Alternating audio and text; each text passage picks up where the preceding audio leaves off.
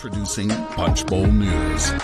From Anna Palmer, Jake Sherman, and John Bresnahan. News about the people who matter, for the people who matter. Join the community at punchbowl.news. Good morning, everybody. We're having a robust conversation backstage, so we'll welcome ourselves on the stage. Thank you all so much for joining us here this morning at the Roost in Washington, D.C. in person and on the live stream. I'm Anna Palmer. I'm the CEO, one of the founders of Punch Bowl News, joined, of course, by Jake Sherman.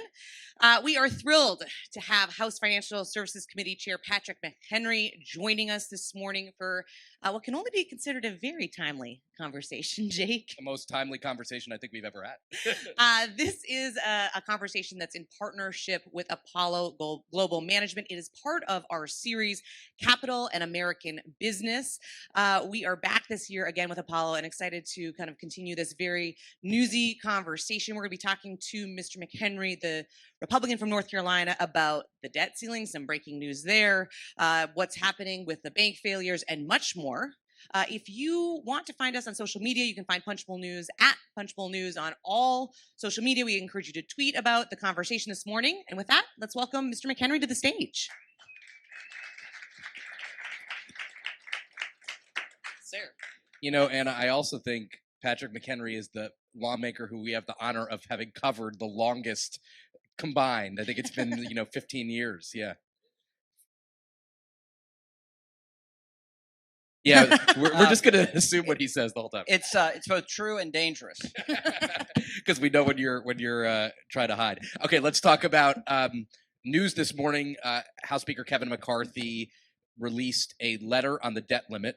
Debt limit extraordinary measures run out in June, July, depending on when you look at it. McCarthy wants to get to the negotiating table with President Joe Biden. Critical not only for the U.S. economy, for financial institutions, for everything. Give me your you want a clean debt ceiling, or you would vote for a clean debt ceiling. Give me your view on where we are. Well, look, I'm personally very close with Speaker McCarthy. Yes. Spent a significant amount of time that first week of January with him, and I know him to be an optimist, forever an optimist. And I've never seen him more pessimistic about an issue than he is about the debt ceiling increase. And at the moment, I don't see how we get there. And this is a market change from where I've been. You don't see how you get where? To a debt ceiling agreement. I don't even see a path. There's an expectation a discharge petition would work. There's no mechanism for that to work in the House. There aren't votes sufficient to have a clean debt ceiling increase. It's clear the Senate, they have operational choices there, and if they thought they could pass a clean debt ceiling increase, they would have already done it, and they haven't. So we're at a standstill. The only path for an agreement between this administration is through the House of Representatives and with the Speaker. He's taken a very different tone than previous speakers have taken about the debt ceiling increase, and there's been no return conversation. So what you see today is just, frankly, a frank admission of what we've experienced in private. There's no back channel conversations going.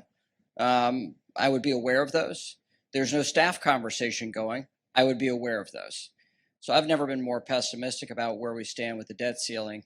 And we've been in some bad situations before, and I've been a part of leadership for some very bad situations. And this is an enviable position that I don't think the White House fully appreciates. Is this 2011 all over again? Are we going to default? I mean, it sounds like you're very pessimistic right now.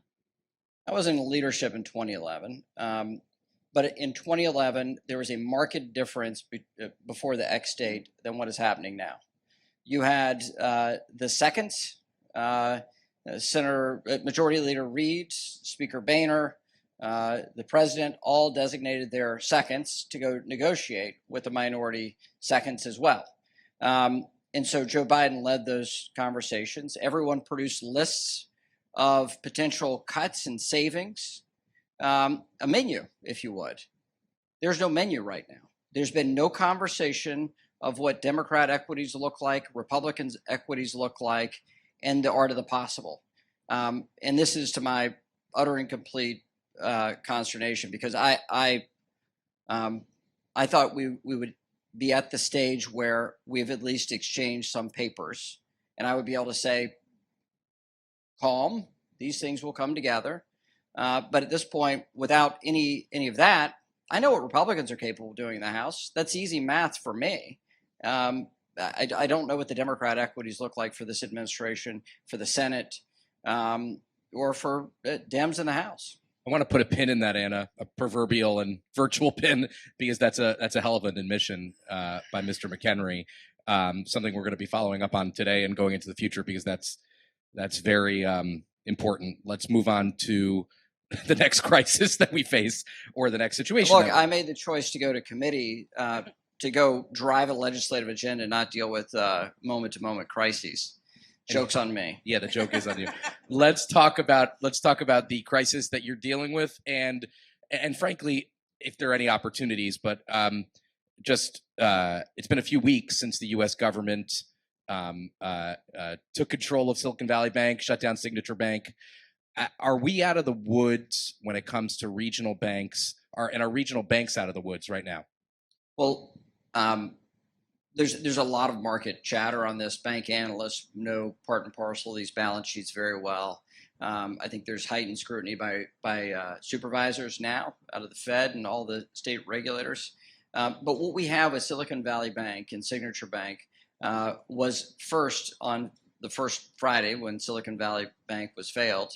There was the first discussion from regulators that it was a unique bank. It was different from the lot because they're a narrow targeted depositor base in startups, venture capital backed firms largely, and that it was in essence a monoline bank, and so this was distinct from everyone else. Now the conversation's broadened out to other banks of that size.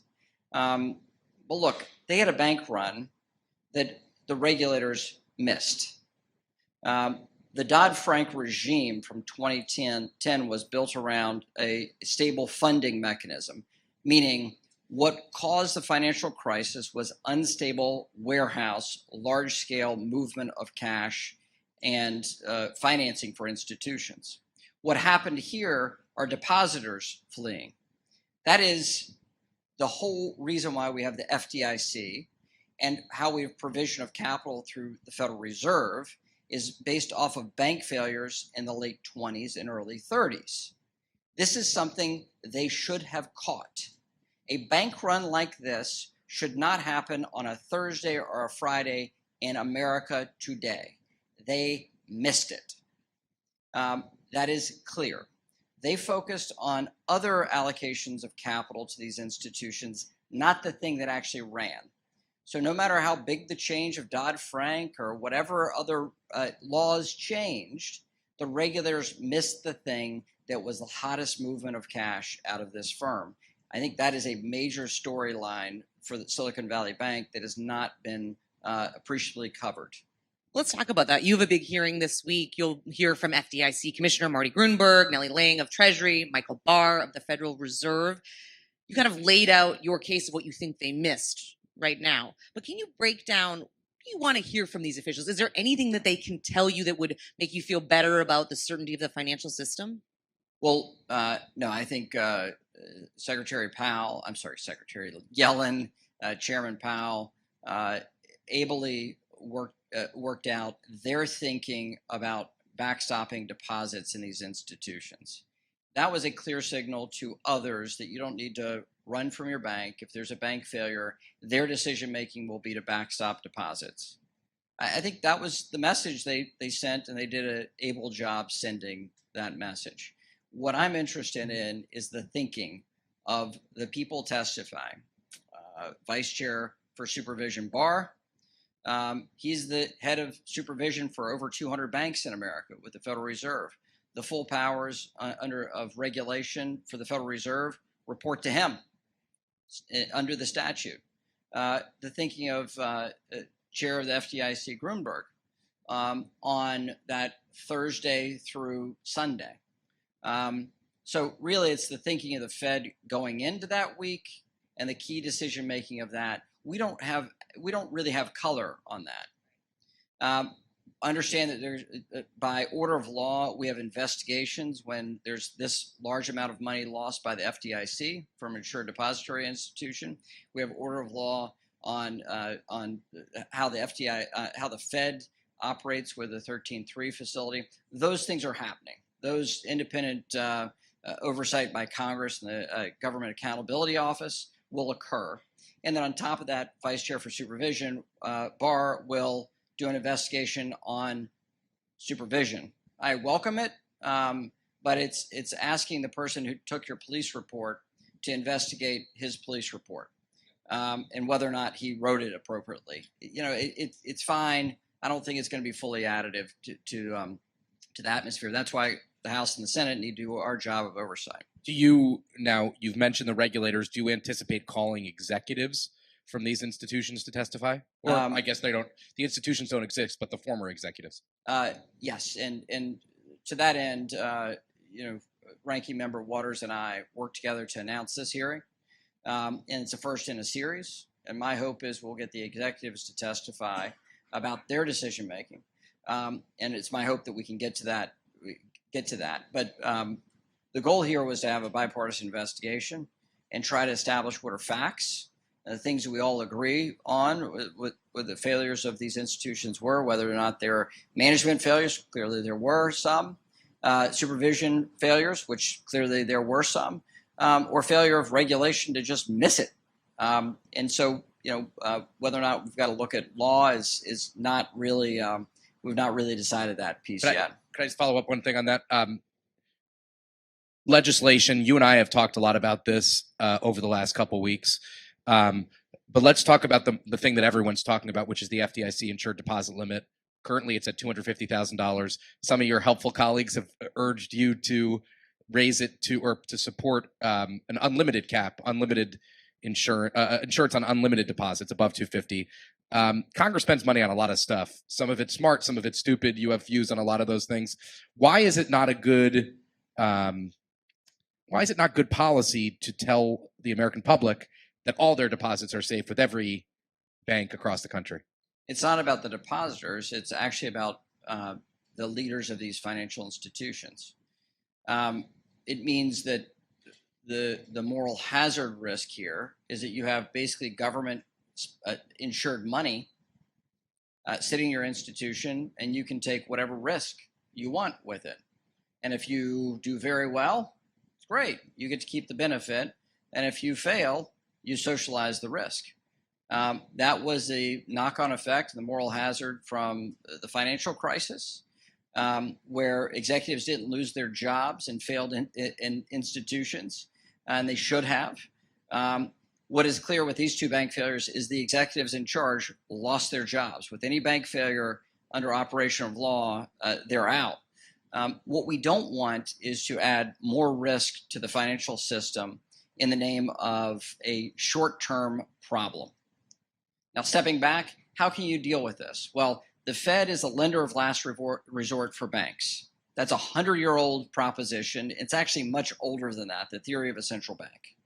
So what the Fed did in stepping in here to lend against good assets and provide cash for good assets is typical of central banking through the ages. They did what they were supposed to do. My question is, why did they do it after the fact and not leading into the crisis to avoid the crisis? And then the question for the FDIC is really the thinking on why it took 3 weeks to sell this institution for a massive loss, and why couldn't they have had a better deal that first weekend and have more stability coming out of that weekend? So these are things that are really typical of bank failures. Final thing I'll say on banks. For capitalism to flourish, failure must be permitted. Without failure, you cannot really have the true benefits of capitalism. And if we have a financial system and a banking system so fragile that a bank can't fail without pulling down the whole economy, then we've done something wrong. I want to drill down here on legislation. There's a lot of things that are out there. We don't have a ton of time, so we can kind of go through this pretty quickly. But you know, you have the President Biden wanting to give the FDIC more powers to claw back executive pay when there's mismanagement. Support it, don't support it. I'm open to it. It applies to certain areas of finance. I don't see why it shouldn't apply to banks. Senators Elizabeth Warren and Rick Scott want to make the Fed's Inspector General more independent, and Senate confirmed. Crisis or no crisis. Support it, don't support it. That sounds fine as long as we have a CFPB, Independent Inspector General, which Senator Warren has opposed. A couple more quick questions. I know you have opinions on this because you and I have talked about this before. The 2018 deregulation that was passed under the Trump administration, Democrats have suggested, many Democrats voted for it, but some Democrats have suggested that is responsible, or at least in part responsible, for what we're seeing now in the American banking system. You disagree with that? Why? It has nothing to do with the reason why this bank failed. Liquidity provisions of this institution, they would have passed flying colors, the original Dodd-Frank Act. The question of a living will is about how you break up the bank after the fact. Didn't have a damn bit to do with this institution. That is politics, not policy. That is politics, not actual serious legislating. That bill in a previous Congress, in a previous generation, would have been called a technical corrections bill. And because Congress is so broken, it's heralded as masterful legislating. This was low stakes, small changes to Dodd-Frank that we should have done a year or two after Dodd-Frank. This was not revolutionary stuff. How much are you worried at all that the progressives are really dominating the narrative here? I mean, this seems to be, where a lot of folks are kind of pointing to potentially the legislation should be. How do you feel the void? Well, look, they've so overreached by trying to drive social policy through financial regulation that the American people have largely drowned them out, and people are in their own camps. So their solution set they're offering, they're not even taken seriously by the American people.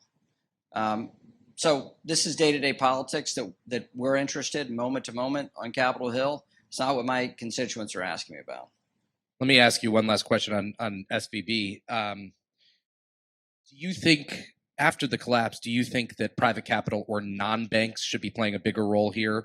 And if so, is there anything that needs to be done regarding regulatory rules of the road or anything like that? One of the questions that the chair of the FDIC needs to answer is whether or not an ideological lens prevented him from selling Silicon Valley Bank or Signature Bank in that first weekend. Explain what you mean by that, though. You've said that to me, and I don't quite get it. So why don't you put a little bit more meat on the bone there? And I'm stupid, a great setup for a question. That's a tricky setup for a question. I appreciate it. So this administration has had a very harsh view on bank mergers. They have a very novel view on competition policy. That lens has been brought into the financial regulatory sphere in a way that is not consistent with safety and soundness of these financial institutions.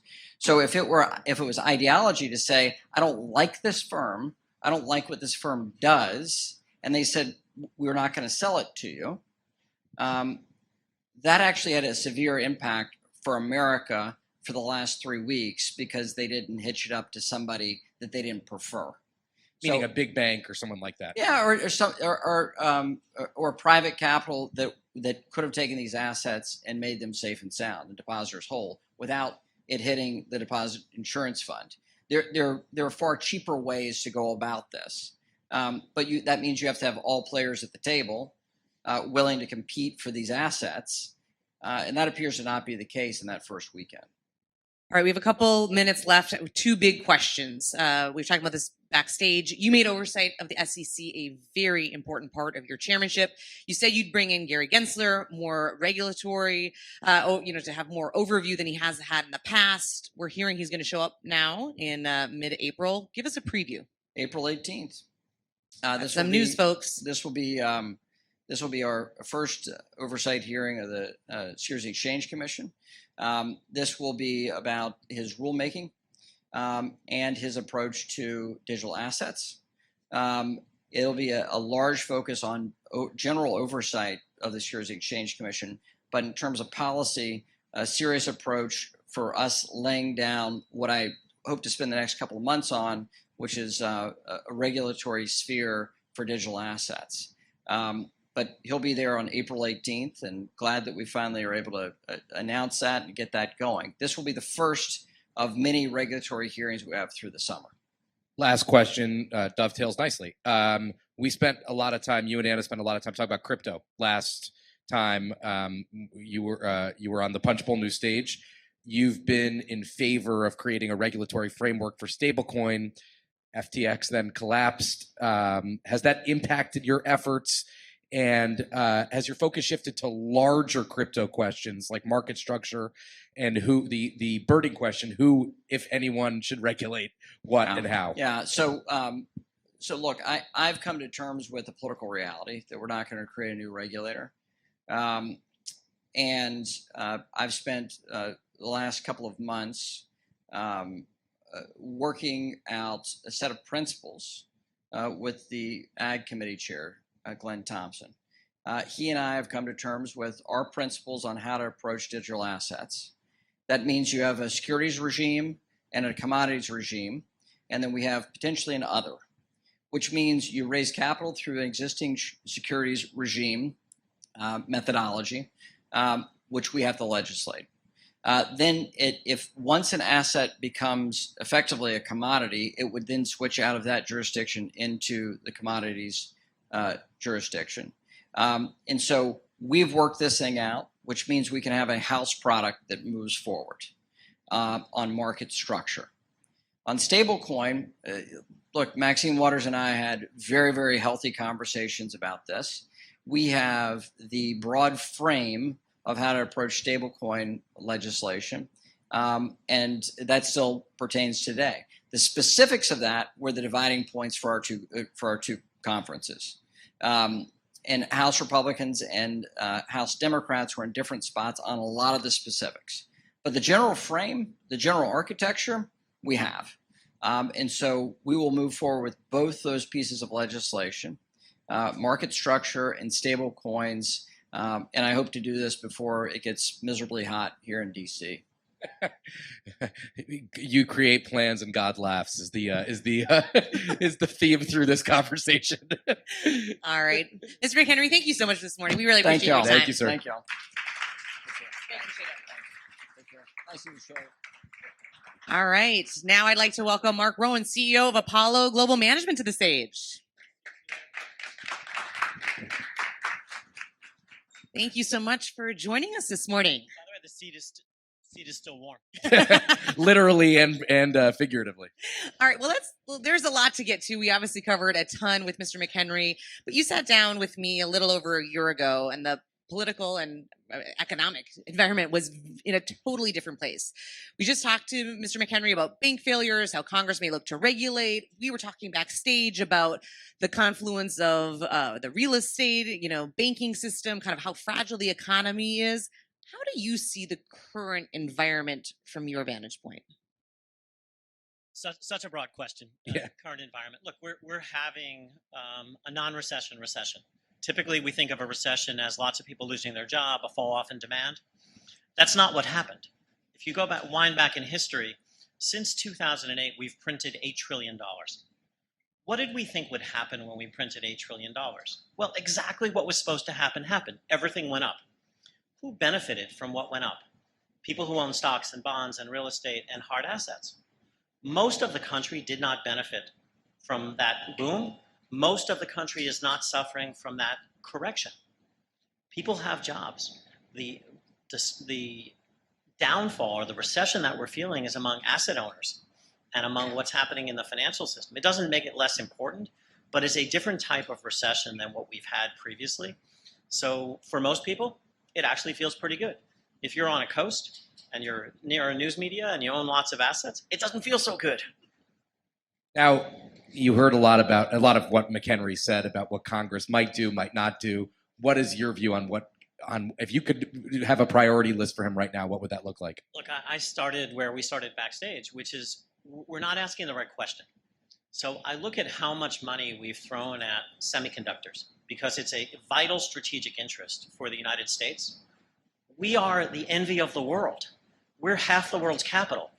Our consumers benefit, our companies benefit, our government benefits, our allies benefit. People come here to raise money. It is a massive strategic competitive advantage. By the way, lots of employment too. We can fiddle with that and we can destroy that. Or we can step back and say, what is it we're trying to do? So there's nothing he said that I would correct in terms of the diagnosis of what happened. But what do we want to happen going forward? Do we want a system that is a Europeanized system where we have 4 large banks? Or do we want regional banks, community banks, local banks, market participants, where we have a diversified financial system which is actually a source of our strength rather than a source of our weakness? So small ball here is actually quite dangerous. Dodd-Frank worked. It doesn't mean it was perfect, but it actually diversified the US economy away from dependence on 4 banks. Right now, banks are less than 18% of all the debt capital provided in the US. Who are the new bankers? All of you. Investors are now the new bankers. They provide most of the debt capital. What's happening now? People are fleeing small banks, regional banks. They're all going to JP Morgan, Citi, B of A, and Wells. Some actually think that's a desirable outcome. Others do not. You don't. It doesn't sound like. I think that we've already seen that movie. We've actually seen what's happened in Europe. This is the European market structure. There is no capital market in Europe. There is no capital market in China. They rely on state banks. State banks are small in number and are politically influenced and actually carry out government policy in the way they lend money. If that's where we want to end up, we should continue doing what we're doing, which is herding money to 4 banks. If we want a diversified system that is the strength of what I think we are, we should figure out how to make regional banks and others successful. I want to ask, you heard Mr. McHenry be a little critical of the fact that the government didn't open its aperture, if you will, in terms of who the potential buyers of Silicon Valley Bank look to non-banks and others. Maybe explain a little bit for those who don't know in the audience, what is Apollo, how is it different than a bank, and what role might you play in a bank failure, if any? So we are an asset manager at our core. We are also a massively large retirement services business, which is an insurance company, basically. So the business, so you have a quick description, 550 billion of assets under management, 400 billion of that is credit, mostly investment grade, mostly the kinds of things that banks used to invest in. 75 billion is hybrid capital. Think of that as capital for infrastructure and projects. And 75 billion of that is private equity. So the vast majority of what we do is credit. And most of that credit is private investment grade, similar to what banks used to invest in. The difference, we fund ourselves on a very long-term basis. Our clients are pension funds, endowments, retirement plans. And so whereas banks borrow short and lend long and need to be attached to the Fed, we borrow long and lend long. That is, I think, for us and for the market, a more stable structure. We don't have the kinds of runs on banks. There's not been a run on an insurance company ever, including in 2008 with Genworth and AIG. It's just not how people think about that amount of money. So the aperture you're talking about, we are a buyer of assets that are the kinds of assets that banks originate into long-term sticky funding for the benefit of insurance companies, retirement funds, and pension funds. We also happen to be private capital. Some like private capital. Some don't like private capital. My team, who took a look at SVB, I told them 2 weeks ago, you are not going to end up as the buyer of these assets. It does not matter what price you offer, you are not going to end up as the buyer of these assets. And why is that? My own sense is that the current regulatory climate is such that anyone but private capital seemed to be the solution that was being searched for. They found a solution, all good. But besides the politics, you did take a look, right, in these kinds of situations as a buyer of assets, right? We are a buyer of assets, but we are not a bank. We don't take deposits. We don't have a nice 100-year-old building on a main thoroughfare. We don't get the benefit of government guarantees. We don't get to go to the Fed. We are a long-term source of capital. We match investors with assets. And everyone in the world needs safe yield. Banks historically have been really good providers of safe yield, but I'll be provocative with you because I did listen to your interview. I think you missed asking Mr. McHenry a question. Not whether the crisis is over, but what is the future of banking? Think about what just happened. In 2008, 2009, WAMU, the last time we had a bank run, 18 billion left WAMU over 10 days. 42 billion left Silicon Valley Bank in 4 hours. 100 billion left Credit Suisse in a day. If you are the CEO of a bank, any size bank, can you lend money today? That to me is the question that needs to be asked, which is what is the business of a regional bank, a super regional bank, a small bank, and a community bank once things are stabilized? Because we're not stabilized yet. People are nervous. There's no upside in banking. The best you hope for is getting your money out. The moment you hear anything, you go to JP Morgan, you go to Wells, you go to Citi, you go to B of A, figure it out later. And by the way, that's probably what all of you in this room did also. I had a few at breakfast who admitted that to me, that's exactly what No they comment. did. Exactly. Or as they say, I resemble those remarks. But I mean, you raise an interesting question. I mean, a lot of people go to regional and community banks because I think for altruistic reasons. They want to be part of a community. They want to help local institutions. Also because of service. I mean, First Republic and Silicon Valley Bank do things that perhaps JP Morgan or Citi won't do for you. So what is, in your estimation, what is and what should be the role of these medium, small community banks? Look, I start at the big picture. Our financial system is a strategic advantage for us. We are the envy of the world. It is fully diversified. Banks play a relatively small role in the context of our system versus every other system around the world. We can have 4 banks. That is where we are heading. They have a cost of capital advantage. They have a funding advantage. They have a perceived stability and safety advantage. And all of us in times of crisis move our money right there. Why should a regional bank before this crisis had a funding disadvantage? They always paid more for their money. Are we going to have more or less regulation of regional banks on Tuesday? More. It may be different than any of us. That's going to be a cost of doing business. If you're an investor, are you going to put more your money into the equity and the debt of a regional bank? No. And so how are you going to make these successful?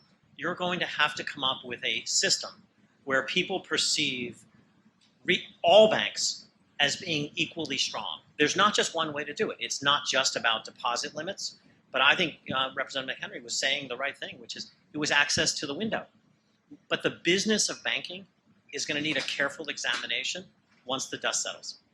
How do you view the current regulatory environment, right? We're just starting these hearings that Jake was bringing up earlier, the idea that the FDIC and deposit insurance should be raised over $250,000. Are there things that you would support or that you think would help shore up, to your point, the idea that there isn't just 4 big banks, but there's a viability for a multi-dimensional kind of banking structure?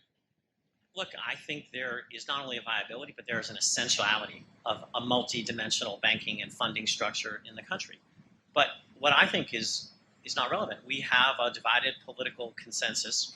There are some who think a Europeanization of our financial markets is the goal. That results in 4 big banks. That results in a less dynamic market. But it's probably one that's easier to regulate and to control through non-regulation. There are those who think that the community service aspects, the diversity of funding is actually a strength. How that plays out is the current debate. But one has to, and I think Representative Henry did a really good job here. Financial institutions die from one of 2 causes. They die of heart attacks or cancer. Cancer is the making of loans or the buying of assets over a long period of time that gets you in trouble. Heart attack is a liquidity mismatch. We just saw SVB die of a heart attack. 42 billion left the bank. It had nothing to do with their assets.